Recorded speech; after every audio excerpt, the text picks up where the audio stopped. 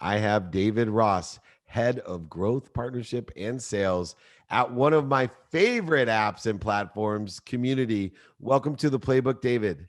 David, thanks for having me. So, years ago, I was approached by one of your associates about this new app called Community. And the word and the concept attracted me immediately.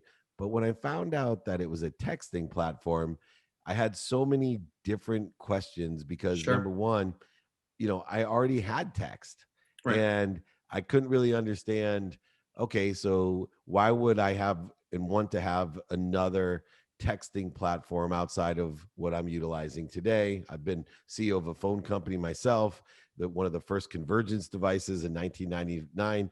I was completely devoid of an idea of why you would want two texting platforms. So I'm going to let you share why having separate texting platforms is a tremendous value.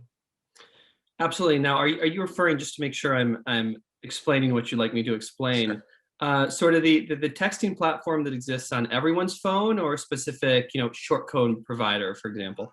I would be interested in just the normal UI of texting through your carrier Yeah, sure. versus utilizing community. Yeah, and so that's an excellent question, and I think it hits at the heart of what community is all about and what we power. We power direct relationships, which is akin to text messaging, right? And one-to-one conversations, which is akin to normal text messaging, between leaders and their members.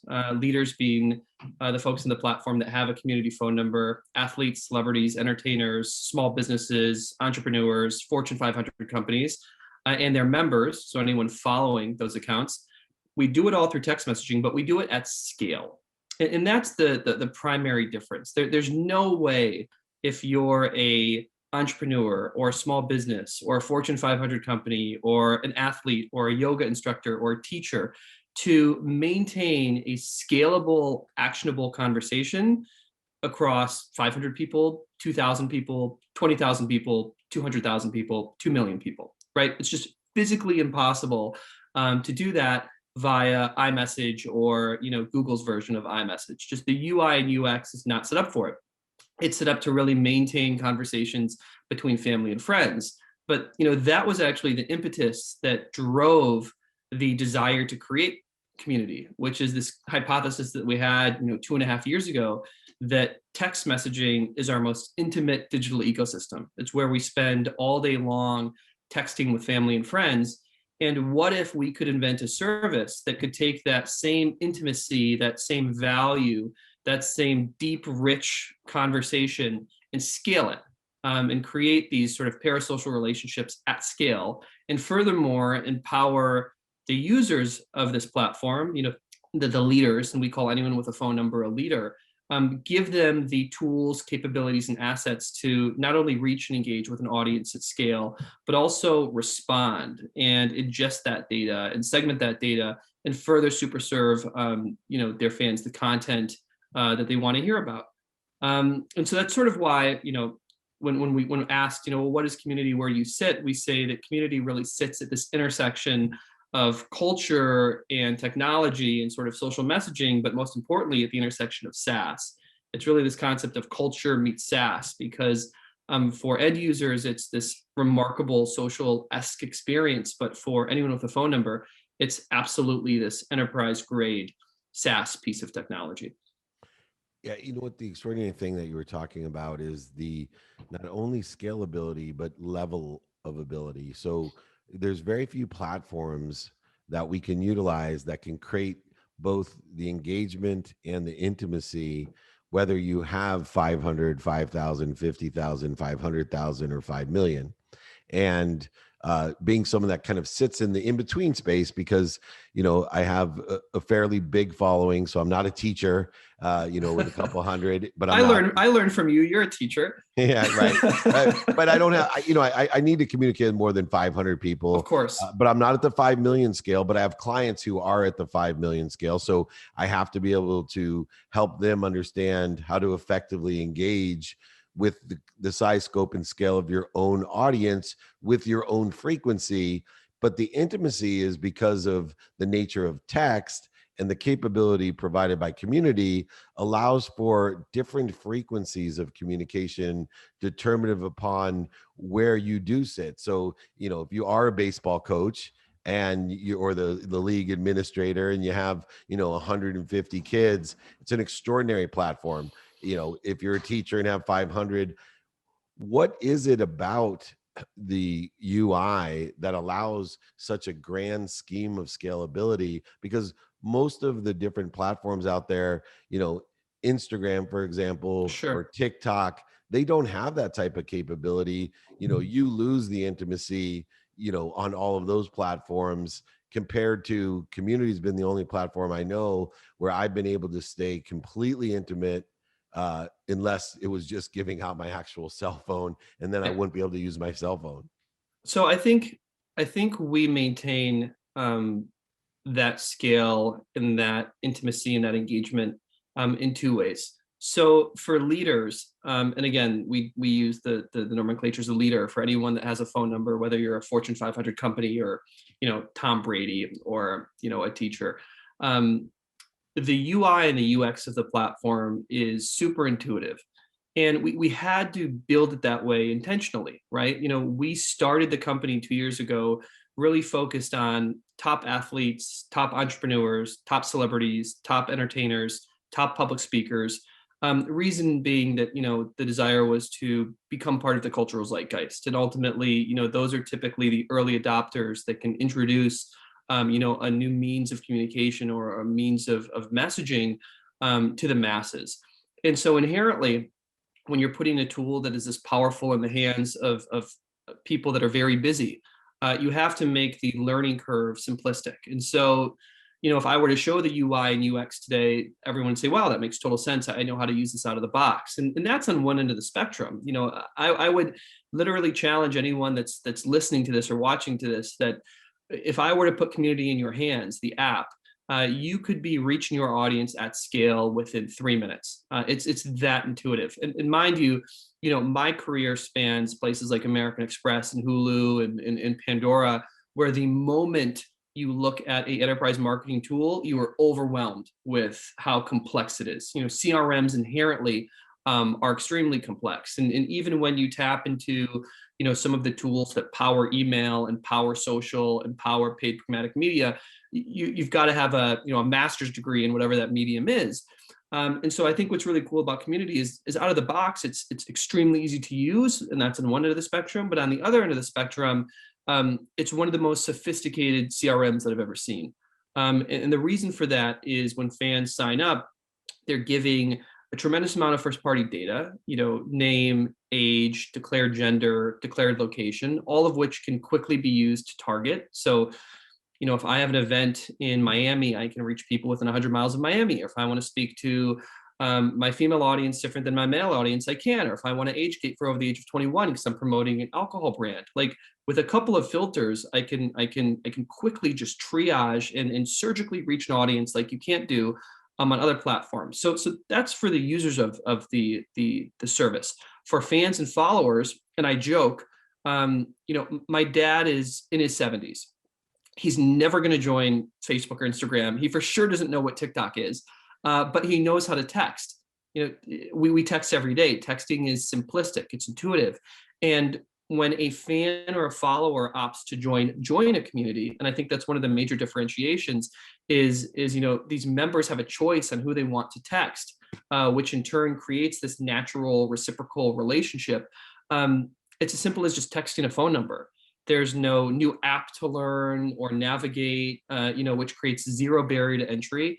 And so it's why we've also seen, at least in the fan and follower forefront, such widespread massive adoption and usage of the medium. And plus, who doesn't want to get updates first? Whether my phone lights up and it's People Magazine or it's Tom Brady or it's Deepak Chopra or it's Weight Watchers, I'm trying to lose the dad bod. I'm intrigued and interested and excited to see what they sent me. And based on that, the folks that always, I tune into this this podcast all the time. They always want to hear the metrics, tell me the data. So where I'll go next is let's talk about that data. Is this working? So just, for your audience, we sent 1.4 billion text messages last year in aggregate across all of our leaders. And again, athletes, celebrities, mom and pop t-shirt shops, Fortune 500 companies. On average, the open rate when a text message campaign would go out, the open rate was 95% in the first 5 minutes of the campaign being deployed.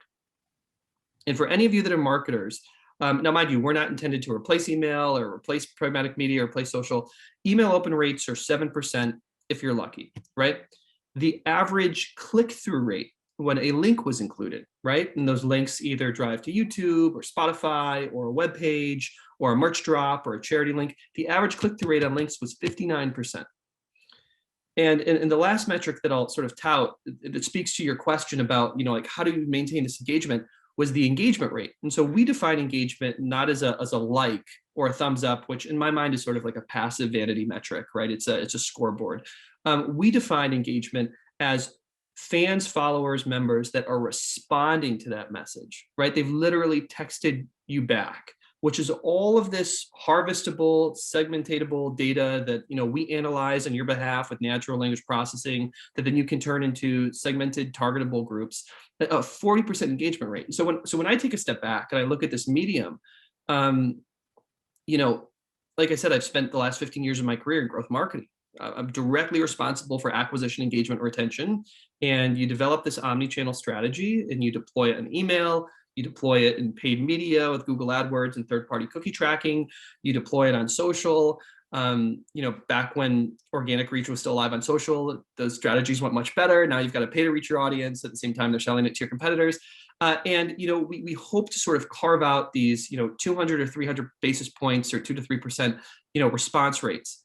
And we've discovered this sort of marketplace where we can drive this 95% open rate and then a 60% click-through rate. It's just an extraordinary power for anyone using the platform. And personally, my favorite thing is, an entrepreneur. I had my first business when I was 7 years old, and we can talk about that if you're interested. I'm always looking for that great equalizer, right? Like what is the altruistic platform where I can harness the power of my audience, regardless of how big they are or how small they are, and I'm in control. Like I'm vertically integrated. I control that messaging. I control the reach. This is a space where there's no algorithms. If David, I don't know how many people you have in your community, but let's assume it's 100,000. If you drafted a text right now and said, I'm talking to David Ross, feel free to tune in, and you hit send, 100,000 people's phones go ding instantly. Like that's incredible power in the palm of your hand, literally, to reach and engage with your audience. Yeah, it's amazing. I do a bunch of different trainings, talks, workshops, etc. But I do a free training on Friday, and we have over 28,000 people registered. And to send out to community, SAP is, I used to do the innovation center for them, and they were just amazed that they could be SAP. And how was it I had 10 times as many people show up? Yeah. Right.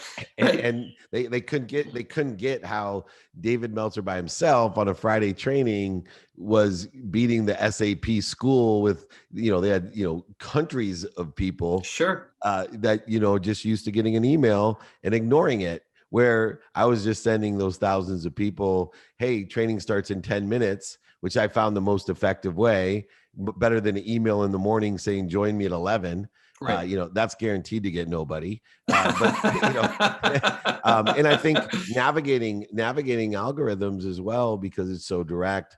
To finish up though, too, because I am curious, there's so many different platforms, so many different things, but you're an extraordinary entrepreneur. I love, the fact that you started being an entrepreneur when you're 7, because, there's a lot of learning in being an entrepreneur, but there's also a lot of genetics in it. I believe there's a quantum memory of certain people are just born with the desire to be what they must be within the entrepreneurial journey.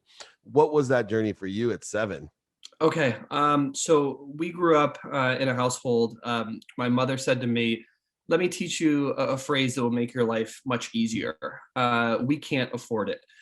So there was, hey, you have the same mom as me. Yeah. So there was always this sort of mentality. If you want something, you've got to go out and get it, right? And build it for yourself. And, we lived out in the country, and I'll try to be quick with this story. I went to a birthday party at a golf course, and I'd never been to a golf course before. I'd never played golf, and I'm watching, the parents that were hosting the party buy us all golf balls, and I watched them spend $10 on a sleeve of golf balls and hand them to me, and I'm floored that they would spend $10 on golf balls. And I get up, I'm on the tee box, and I'd never golfed in my life. So of course, when I go to swing, I pull my head up, I top the ball flies off into the forest, and my heart drops because I've just spent $2.50, right? And so I drop the golf club and I'm running towards the forest, and everyone runs after me, and they're like, "What are you doing?" And I said, "I'm going to get the golf ball back." And they say, "No, no, no, no! Like, just leave it. We'll buy you more." Right? And as someone coming from a family that weren't golfers or had the means to go golf, um, something clicked. And the next weekend, I hopped on my bike with a backpack and I rode my bike 6 miles back to that golf course. And I waded through swamps in the forest and the sand traps, picking up these golf balls. And I took them all home and I scrubbed them with bleach and let them sit overnight with soft scrubs. They looked new. And I went back the following Sunday and I sold 4 balls for $1 a pop. So I undercut the golf course by 90%. And my parents, my dad told the story at my wedding. I came home that day with a fistful of $217 in ones. And so that was my first business. It wasn't a lemonade stand, right? It was a business that was born out of opportunity and necessity and just raw hustle. And much like you, I love entrepreneur stories, and I think there is this consistency across every story you hear, and the DNA is the same. And it's ultimately, I talk about Amex, I talk about Hulu, I talk about Pandora. Those are all challenger brands. I worked at startups within each one of those ecosystems. I definitely joined Community when it was, a startup, and we're a fortified major company now. But the difference is, and what I still believe and love about our product is exactly what you just articulated, that if you're willing to work at it, if you're willing to maintain that direct, engaging relationship with your fans, where they feel super served and loved and rewarded, and that they're early and often and unique.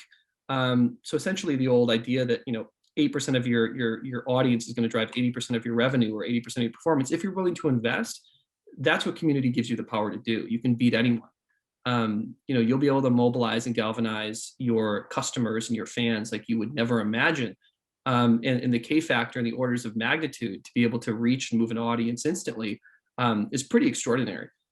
That's extremely extraordinary, and I'm living it as we speak. Last question. Thank goodness. Sometimes it's when I first started. I just have to share with everyone before I ask the last question, David. When I first started, having a few thousand people instantly, and you don't know what you're doing, meaning you don't know the power of it. So you send out a blast, and I'm in a motorhome when I send out my first text message. We're going to an IU Ohio State football game.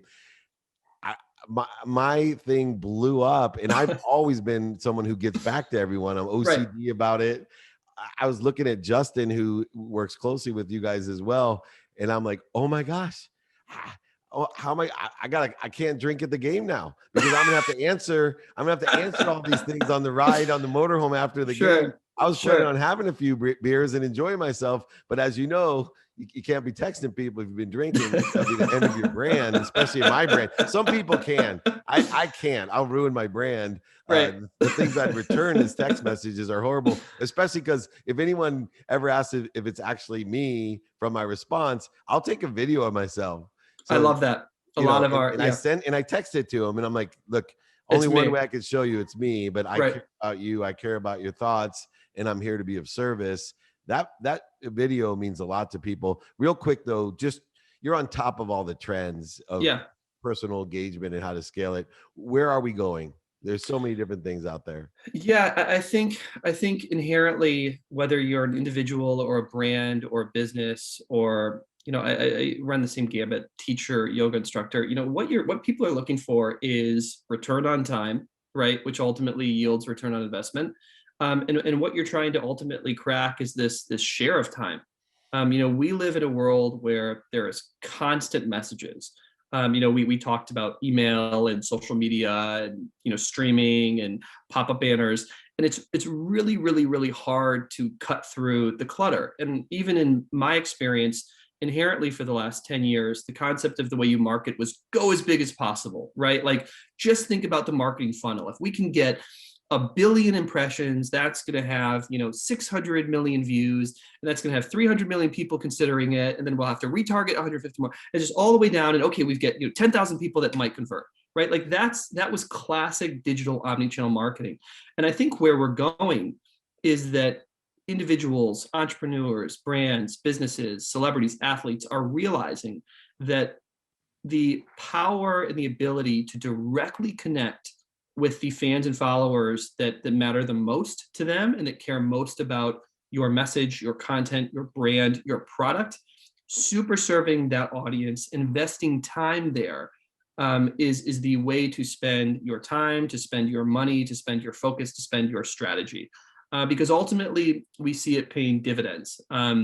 We have Fortune 500 brands and pop-up D2C shops that used to take 3 months to sell through a SKU of t-shirts and sell out in 3.5 minutes before they can even post it to social. Why? They've done this incredible job of building an ecosystem of connectivity and conversation.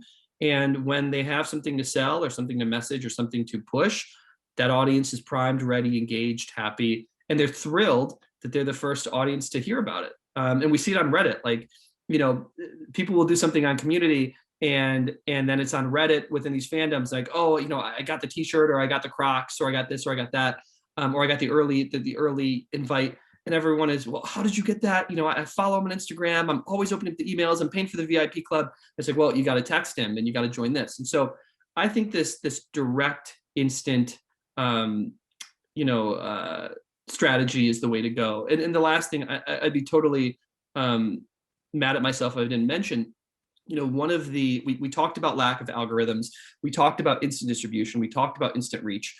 One of the things that I really, really hold near and dear in terms of the table stakes and sort of core foundational aspects of community is our approach to data. We're an ecosystem free of ads, free of insights, free of targeting. We don't sell the data. Your competitors can't access it. Like, David, that audience that you've built is yours and yours alone. Which in the history of digital marketing, has never existed. Everything's for sale everywhere, and they change the rules on you, and we don't. So it's pretty altruistic. And as an entrepreneur, like, that's what you're looking for, right? So. Yeah, no pun intended, but it is absolutely the best community I belong to, and just a blessing to be a part of it from such an early stage and see the growth. No wonder we've had that growth with the head of growth, partnership, and sales at Community, David Ross, unbelievable entrepreneur and an unbelievable company. Thank you for joining me, part of the community, David Meltzer, here with Entrepreneurs, the Playbook.